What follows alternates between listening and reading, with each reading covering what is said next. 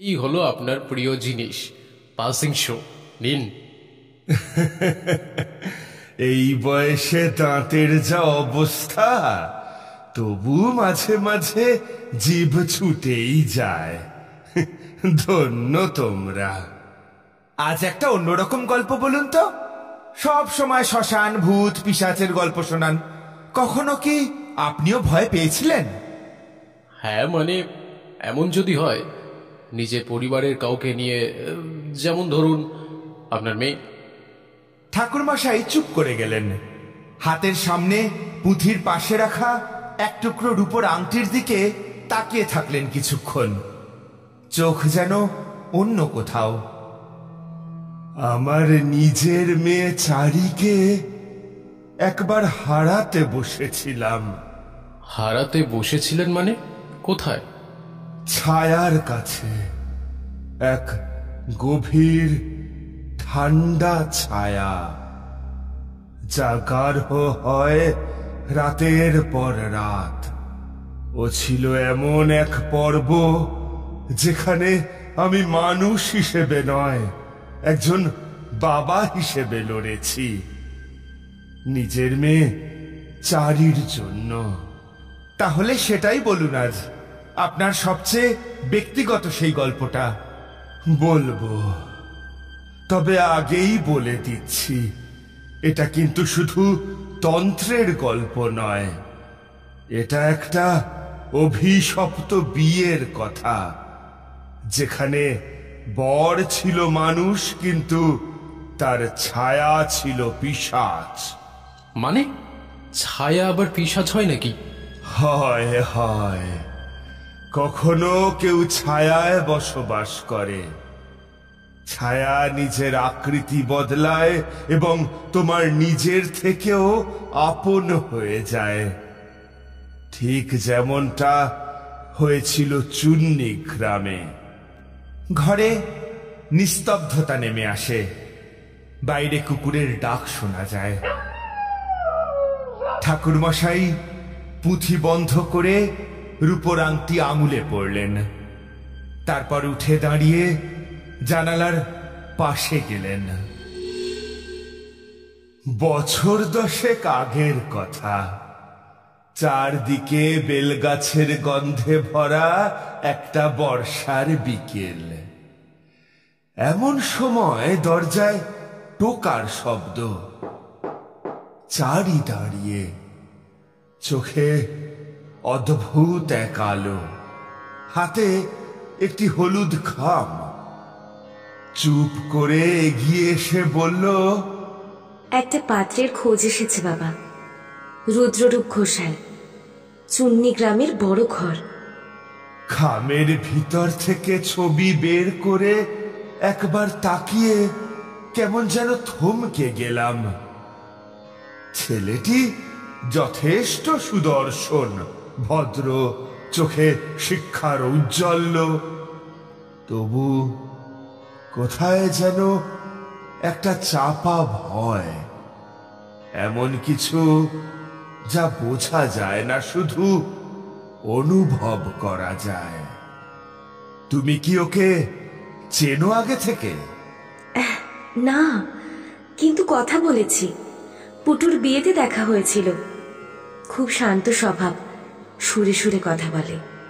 চুন্নি গ্রামের নাম শুনেছি। অনেক পুরনো তান্ত্রিক ইতিহাস জড়িয়ে আছে ওখানে। এখনো ঘোড়ার নাল ঝোলানো থাকে দরজায়। তাহলে তো ভালোই।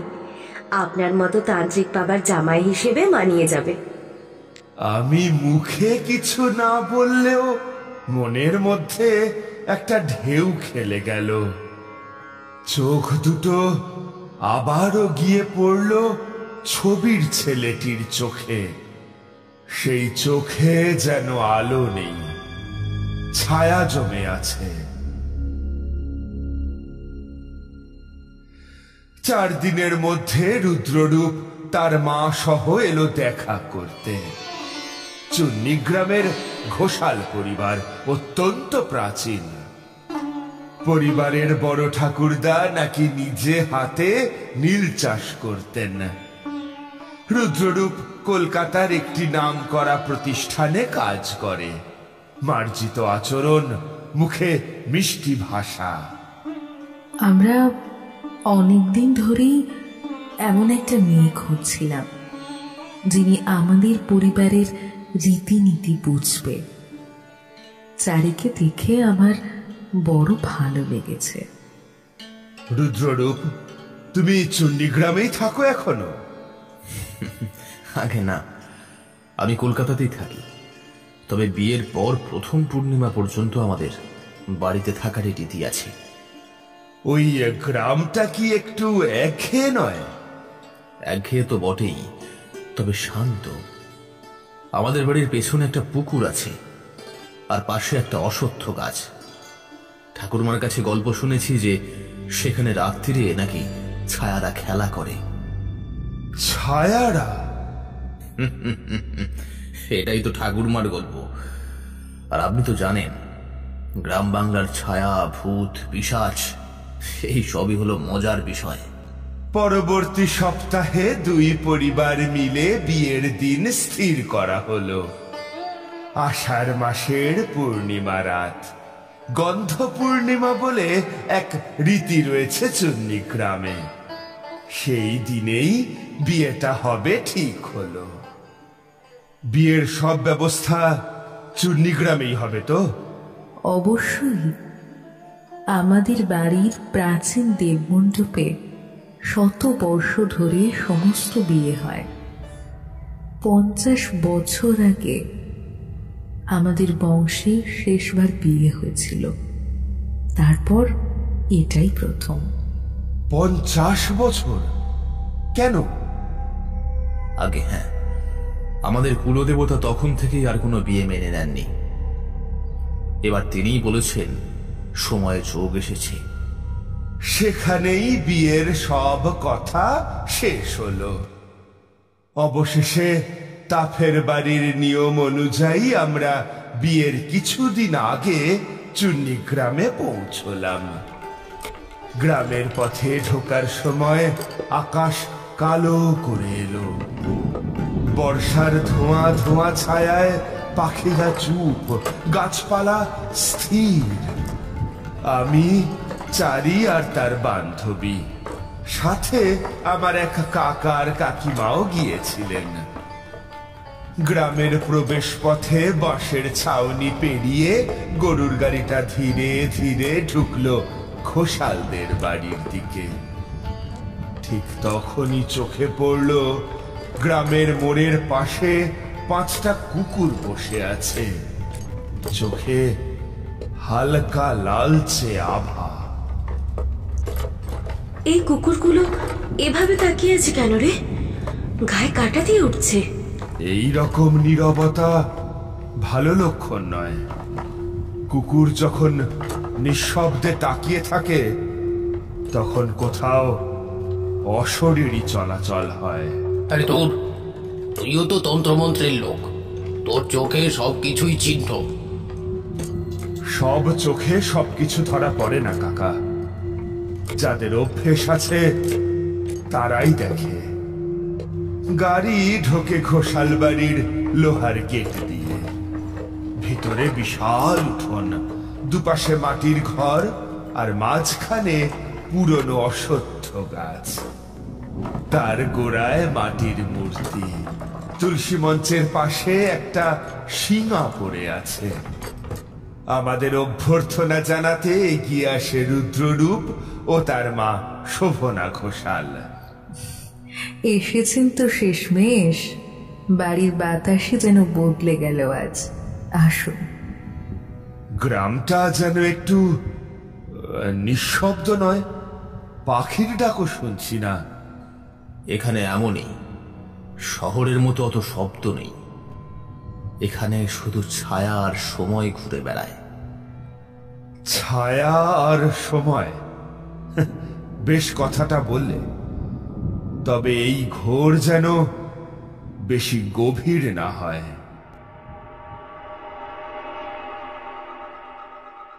রাতের খাওয়া দাওয়ার পর আমি একা উঠোনে দাঁড়িয়ে আছি। আকাশ পরিষ্কার, কিন্তু হাওয়া নেই, গাছের পাতাও নড়ছে না। ঠিক তখনই চোখ পড়ে বাড়ির পিছনের বট গাছটার দিকে। হালকা আলোয় ঝুলে আছে কিছু একটা। আমি এগিয়ে যাই। কাছে গিয়ে দেখি একটা ছাগলের কাটা মাথা ঝুলছে সেই গাছে। রক্ত নেই, চোখ দুটো তুলে নেওয়া, কেবল খালি ক্ষোভ। এটা কে ঝুলিয়েছে? পিছন থেকে গলার আওয়াজ এলো, বাবু, আপনি এখানে কি করছেন? ঘুরে দেখি এক বয়স্ক মানুষ, গায়ে মোটা গামছা, চোখ কোটরাগত। রসেন, ঘোষাল বাড়ির পুরনো চাকর। ওটা কিছু না, শিয়াল ধরে আনছে, মাঝে মাঝে গাছে ফেলে যায়। হ্যাঁ, এখানে এমন হয় তাকে। শিয়াল ছাগলের মাথা কেটে ঝুলিয়ে রাখে, তাও আবার নিরক্ত, নিশ্চোখ। আপনার মতো বড় লোক শহুরে বাবুরা এ সমস্ত বিশ্বাস করবেন না, কিন্তু এই গাছে আগেও এমন ঝুলেছে অনেকবার।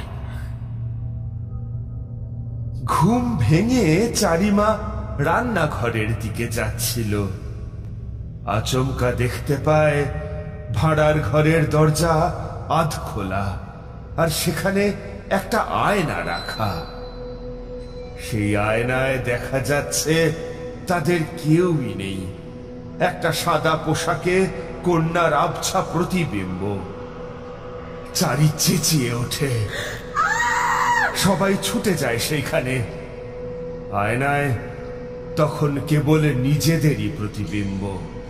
এই আয়নাটা এখানে আগে ছিল না তো? না বাবু, কাল রাতেই রাখা হয়েছে, এই ঘরে ছিল না আগে। ছায়া শুধু আলোকে গেলে না, মানুষকেও চুষে নেয়। আয়না তার দরজা, আর সংকেত ওই ছাগলের মাথা। সেই দিনটা কেটে গেল মনে সন্দেহ নিয়ে। সেদিন রাত্রে নিজের ঘরে বসে পুঁথি অধ্যয়ন করছিলাম।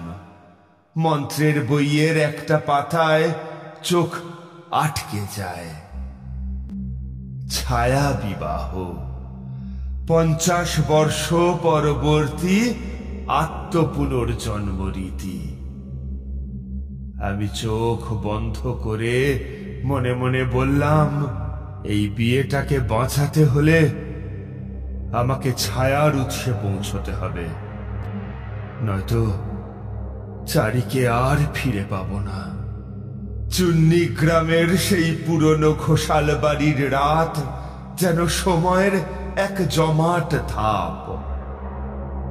যত রাত বাড়ে তত নিঃশব্দ হয় চারদিক। আকাশে জোছনা থাকলেও মাটির গন্ধ ভারী হয়ে আসে, এক ধরনের অচেনা গন্ধরাজ ঘ্রাণ। নতুন ফুল ফোটেনি, তবু যেন গন্ধ ছড়িয়ে পড়েছে। বাড়ির ভিতরে কিছু যেন দম বন্ধ করা অস্থিরতা। চারির আচরণে পরিবর্তন, কিছু অসমাপ্ত কথাবার্তা, আর রাত ভর শোনা যায় এক অদ্ভুত হাসির আওয়াজ। এ হাসি কার? নারী, পুরুষ, নাকি দুজন একসঙ্গে? পরদিন দুপুরবেলা রুদ্ররূপ বারান্দায় বসে চারির সঙ্গে কথা বলছে। আমি দূর থেকে দেখি চারির মুখে এক অদ্ভুত অভিব্যক্তি, একরকম নির্লিপ্ত আনন্দ যেন। আমি কিছু না বলে সেখান থেকে চলে গেলাম। রাত্রে একা বসে ধূপ জ্বালিয়ে শুধু প্রদীপের কম আলোয় মন্ত্রপাঠ শুরু করলাম। ছায়াচার্য ভ্রষ্ট বিন্দু ধ্যানম করমীয়হম। ঘরের মেঝেতে ছায়া গাঢ় হয়ে উঠতে থাকে। আমি চোখ বন্ধ করেও অনুভব করি ঘরের মধ্যে কারো উপস্থিতি। এক সময় আমার ধ্যান চোখে ভেসে ওঠে এক দৃশ্য। রুদ্ররূপ শুয়ে আছে, কিন্তু তার দেহের ভিতর থেকে বেরিয়ে আসছে অন্য এক মুখ, এক পিশাচ রূপ মুখ। চোখ নেই, শুধু গর্ত, আর নাকের বদলে দুটি সূক্ষ্ম ছিদ্র। মুখ বেয়ে ঝরছে কালো ধোঁয়ার মতো কিছু একটা। তারপর সে উধাও। পরদিন সকালে আমি রসেনকে জিজ্ঞাসা করি, আচ্ছা রসেন, এই রুদ্ররূপ কি ছোট থেকেই এমন ছিল, শান্ত মিশুক, নাকি তারও আগে কিছুর পরিবর্তন হয়েছিল? বাবু, ও খুব ছোট ছিল যখন ওর ঠাকুরমা মারা যান। সেই রাতেই প্রথম ওর ঘরে দেখা যায় ছায়া। আয়না ঢেকে দিয়েছিল ও নিজেই। আর সে আয়নাটা? দাঁড়িয়েছিল খাটের পাশে। পর সকালে ওর মা বলে আয়নায় ও নাকি নিজের চোখে চোখ রাখতে পারেনি। ওর জন্মের সময় কিছু ঘটেছিল কি? গায়ের লোকজন বলে জন্মের আগে পেটে ছিল দুটো প্রাণ, একটা জন্মায় আর একটা থেকে যায় ছায়া হয়ে।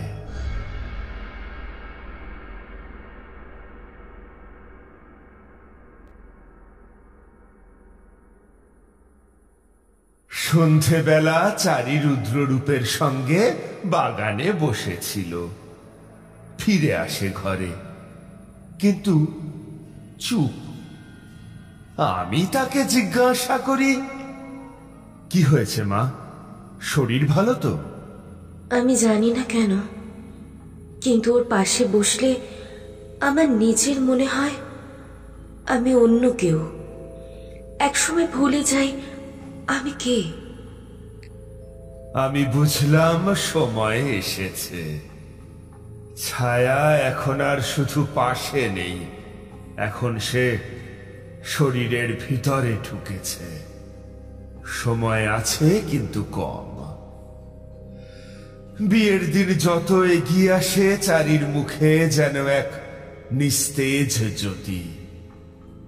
রুদ্ররূপ সর্বদা চুপচাপ থাকে, মুখে হালকা হাসি, কিন্তু তার চোখ, সেই চোখ যেন মানুষের নয়। এই বিয়েটা শুধু দুই মানুষের নয়, এর পিছনে লুকিয়ে আছে এক ভয়ানক আত্ম ইতিহাস। আমি রসেনকে ডেকে পাঠাই। আচ্ছা রসেন, এই বাড়িতে কোনো পুরনো বই বা পুঁথি আছে? একটু মনে করে বলো তো। সেরকম তো কিছুই মনে পড়ছে না, তবে একটা বই আছে মায়ের ঘরে। ওতে কাউকে তিনি হাত দিতে দেন না। সেটা তুমি আমাকে এনে দিতে পারবে? আমি চেষ্টা করব। শেষমেশ খুঁজে পায় একটা পাতলা রক্তবর্ণ বই, ছায়াচক্র বংশাবলী ও বিবাহপঞ্জি। ওই বই কেউ ছয় না বাবু। মা বলে ওখানে কেবল হারানো নাম, ফিরে না আসা মেয়েদের কথা লেখা। হারানো মানে মৃত নয়। অনেক কিছু থাকে জীবিতের থেকেও বেশি নীরব। আমি পাতাগুলো উল্টে উল্টে দেখি। সাজানো ভাবে লেখা আছে প্রতি 50 বছর অন্তর ঘোষাল পরিবারের বিয়ের তালিকা। 1725 মীনাক্ষী দেবী গায়েব, 1775 রুক্মিণী দেবী নিখোঁজ, 1825 পদ্মাবতী ঘোষাল আত্মহত্যা, 1875 শ্যামলী ঘোষাল রাতের পরেই গায়েব। 1925, ঠিক 50 বছর পর। এবং এবার আমার মেয়ে। আমি হঠাৎই লক্ষ্য করি বইয়ের শেষ পাতায় লেখা একটা ছোট নোট। ছায়া বিবাহ, ছায়াচক্র তান্ত্রিকের রক্তচিহ্নে সক্রিয় হয়।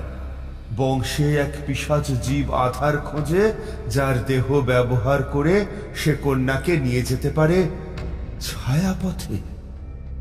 যে একবার প্রবেশ করে আর ফিরে আসে না। রোশন, ঘোষাল পরিবারের ইতিহাস তুমি জানো। আমাকে সত্যি করে বলো, তোমার ঠাকুরদার সময়ও এমন কিছু ঘটেছিল কি? বলছি আমার ঠাকুরদা বলতো যে প্রতি 50 বছর অন্তর বাড়ির পুরনো ঠাকুর দালানে এক বিয়ের আয়োজন হয়, আর পরদিন মেয়েটা আর থাকে না। আর কেউ কিছু বলে না? বলে না বাবু, কারণ কন্যার পরিবার বলে মেয়ে অন্যত্র চলে গেছে, আর ঘোষাল পরিবার চুপ করে থাকে। কিন্তু গায়ের লোকজন জানে ওরা যায় না, ওরা তোলা হয়। কে নেয় রোশন? আমরা বলি ছায়া। কিন্তু একবার শুনেছিলাম ও এক পিশাচ, যার নাম নেওয়া যায় না। সে এদের পরিবারের ছায়ায় জন্মেছে। রুদ্ররূপ তার আধার মাত্র। এই একরকম জীবন্ত আয়না, যার উপরে দাঁড়িয়ে আছে সে। রোশন ভয় চলে যায় সেখান থেকে। রাত তখন নেমে এসেছে। আমি ছুটতে যাই চারির ঘরে। চারি একা নিজের ঘরে আয়নার সামনে দাঁড়িয়ে, মুখ যেন ফ্যাকাশে। প্রবেশ করতেই সে ঘুরে তাকায়। তুমি জানো তুমি কোথায় যাচ্ছ? তুমি কি সত্যিই ওকে ভালোবাসো, নাকি ওর দিকে টানা পড়ে গেছো? আমি জানি না বাবা। আমি ওকে দেখলেই কেমন একটা অনুভব করি, যেন অনেক আগে থেকে ওর সঙ্গে আমার যোগ ছিল। যেন স্বপ্নে ও আমার পাশে থাকতো অনেক জন্ম ধরে। তুমি ভুল করছো। এ প্রেম নয়, এ টান নয়, এ এক প্রাচীন ফাঁদ। সে তোমার মনের ভিতর ঢুকে নিজের ছায়া বসিয়েছে। তুমি আর তুমি নও। তাহলে আমার আয়নায় আজ দুপুরে কেন আমার মুখের পাশে আর একটা ছায়া এলো, যেটা নড়ল না? কারণ ছায়া বিবাহ শুধু এক ঘরানার প্রথা নয়, এটা একটা অভিশাপ। আজ থেকে ঠিক 50 বছর আগে এই বাড়ির শেষ বিয়েতে মেয়েটি রাতে হারিয়ে গিয়েছিল। ঠিক যেমন তুমিও যাবে, যদি আমি কিছু না করতে পারি। সেদিন আমি আর কোনো কিছুই করলাম না। অবশেষে আষাঢ়ের শেষ পূর্ণিমা রাত, চুন্নি গ্রামের ঘোষাল বাড়ির ঠাকুর দালানে বিয়ের মণ্ডপ সাজানো, প্রচুর লোকের সমাগম। আলতা, শঙ্খ, ধূপ, নকশা করা পাতা আর রক্ত জবা দিয়ে সাজানো চারপাশ। সবকিছু বাইরে থেকে স্বাভাবিক মনে হলেও আমি জানি এটা কোনো সাধারণ বিবাহ নয়। এ এক দ্বার, ছায়ার পথের দ্বার। চারির মুখে আজ এক অদ্ভুত নিশ্চুপতা। ঠোঁটে হালকা হাসি, চোখের গভীরে যেন অপরিচিত এক অপেক্ষা। রুদ্ররূপের মুখও আজ পাথরের মতো। ভদ্রতা আছে, আবেগ নেই। সিঁদুর দান মুহূর্তল, দেব দেবী সাক্ষী থাকুন। পাত্র পাত্রী এখন পরস্পরকে। হঠাৎ ফুস করে নিভে যায় সমস্ত বাতি। চুপচাপ এক নিঃশব্দ মুহূর্ত, যেন বাতাসও থমকে গেছে। ঠিক তখনই রুদ্ররূপ হঠাৎই মুখ নামিয়ে তুলে নেয়। কিন্তু সে আর মানুষ নয়। তার চোখ দুটো গর্তের মতো ফাঁকা, চোয়াল বেরিয়ে আসছে, দাঁতের বদলে ধারালো হাড়, শরীর থেকে কালো ধোঁয়ার মতো ছায়া বেরোচ্ছে, মণ্ডপের মাথা পর্যন্ত উঠে যাচ্ছে। তুই কে? রুদ্ররূপ না তার ছায়া পিশাচ? আমি রুদ্ররূপ নই, আমি সেই যে জন্মের আগেই গিলে ফেলেছিল তার যমজকে। আমি সেই যে বংশ ধরে খুঁজে পেয়েছে তার আধার। আজ চক্র পূর্ণ হয়েছে। চক্র এখন ভ্রমণীগ্রাসে আটকে পিশাচ, বেরোতে পারবি না। তোর ছায়া এখন মাটির সঙ্গে বাঁধা। কে তুই? এক তান্ত্রিক। রক্ত তো তোর তন্ত্রে বাঁধা। ছায়া কি তোর ছায়া নয়? আমি তারানাথ, আমি তোর ছায়া বুঝি, তোর উৎস জানি, আর তোকে ফেরাবার মন্ত্র আয়ত্ত করেছি। পিশাচ রূপ রুদ্ররূপ মণ্ডপের মাঝখানে উঠে এসে দুই হাতে ছুড়ে দেয় অদৃশ্য আগুন। চারির শরীর হালকা কেঁপে ওঠে। সে ধীরে ধীরে মণ্ডপের বাইরে পা বাড়াতে শুরু করে। আমি সাথে সাথে মন্ত্র পড়তে শুরু করলাম। ওং হিমছায়াবথ বঞ্চনায় নমঃ তং পরদৃশ্য ছায়া কৌশলং সিদ্ধিকরমি। রুদ্ররূপের ছায়া পুঞ্জীভূত হয়ে মূর্ত হয়। এক অতিকায় নারী পুরুষ মিশ্র ছায়া দেহ, যার পেছনে শত শত চোখ। মেয়েটা আমার, তার রক্ত তোর রক্ত, আমি তাকে নিয়েই ফিরব। আমি নিজের আঙুল কেটে রক্ত ফোঁটা ফেলে আঁকি শেষ রক্ষা চক্র। ছায়া কৌশল মন্ত্রের মোহবৃত্ত। সমস্ত ঘর কেঁপে ওঠে। পিশাচ এক ছটকায় মণ্ডপ থেকে ছিটকে পড়ে গর্জে ওঠে। তুই পারবি না, আমি আবার ফিরব, আমি আবার ফিরব। এক শেষ চিৎকারে তার দেহ ছায়ায় পরিণত হয়ে মিলিয়ে যায় বাতাসে।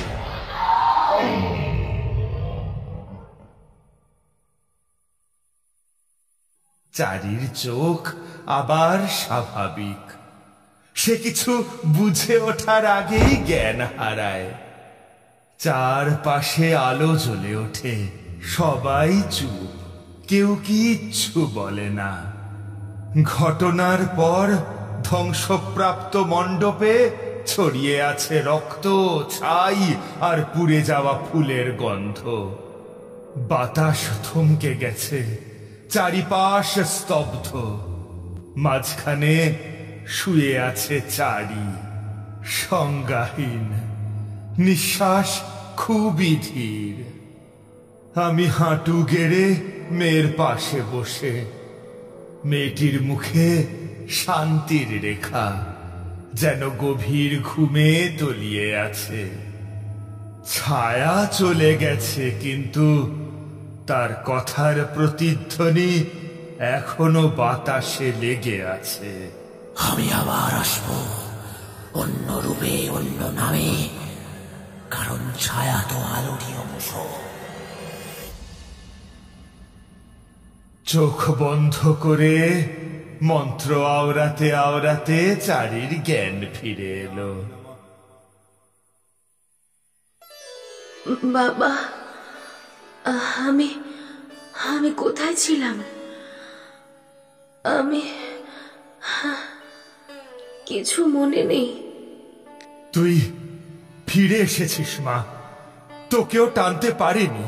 কিন্তু বাবা, আমার মনে হচ্ছে আমি যেন এখনো কারো পাশে হাঁটছি। একটা ছায়া আমার পেছনে পেছনে হেঁটে আসছে। হাঁটবেই, কারণ ছায়া কোনোদিনও পুরোপুরি যায় না। সে শুধু নিজেকে গুটিয়ে নেয়, ঠিক আলোর আড়ালে। বাবা, আমি জানি তুমি আমাকে রক্ষা করেছো, কিন্তু কেন জানি না মন বলছে যে ছায়া আমায় নেওয়ার চেষ্টা করছিল সে শুধু নিতে চায়নি, সে চেনা কেউ ছিল, যেন নিজেরই হারিয়ে যাওয়া একটা অংশ। হয়তো তাই ছায়া কখনো বাইরের নয়, আমাদেরই অন্ধকার দিক।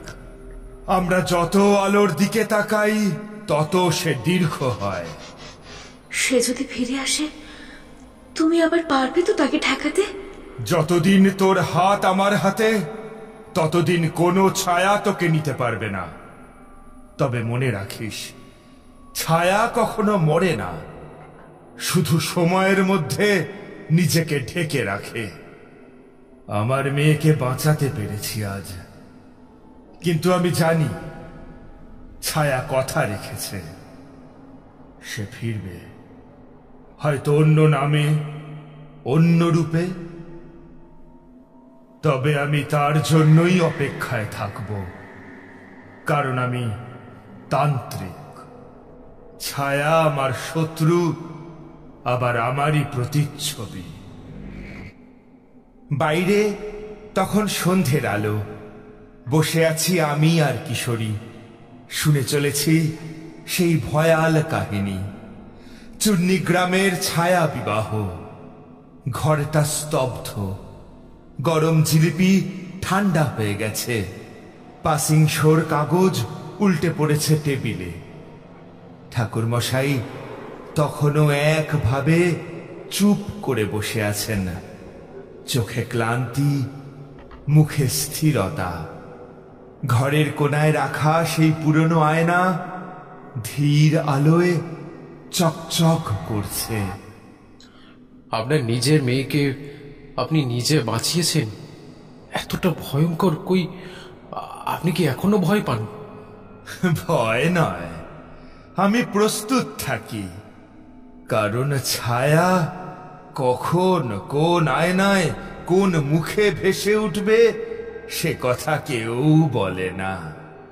তাহলে কি সে আবার ফিরবে? ফিরবেই। ছায়া কোনো দিনও হারায় না, আমরা শুধু তাকে ভুলে যাই। আর চারিমা, সে এখন কেমন আছে? সে আজও ভালো আছে।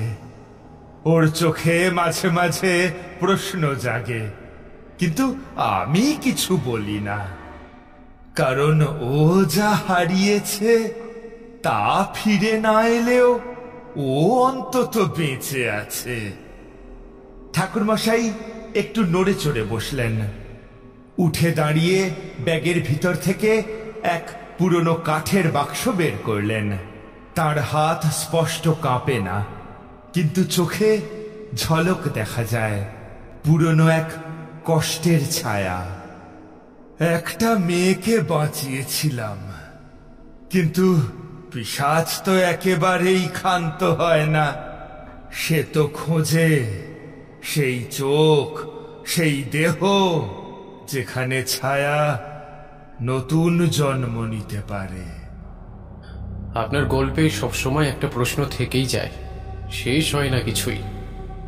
কারণ সত্যি গল্প কখনো শেষ হয় না, কেবল গল্প বলা শেষ হয়। ঠাকুরমশাই চোখ তুলে তাকান আয়নার দিকে। এক ঝলক হাওয়া ঘরের ভিতর দিয়ে ছুটে যায়, হ্যাজাকের আলো খানিকটা দুলে ওঠে। হাওয়া উঠল বুঝি?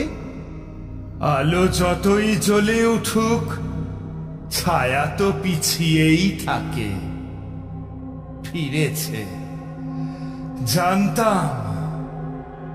আজও আমি জানি, যে পাতা আমি বন্ধ করেছি তা একদিন খুলবেই।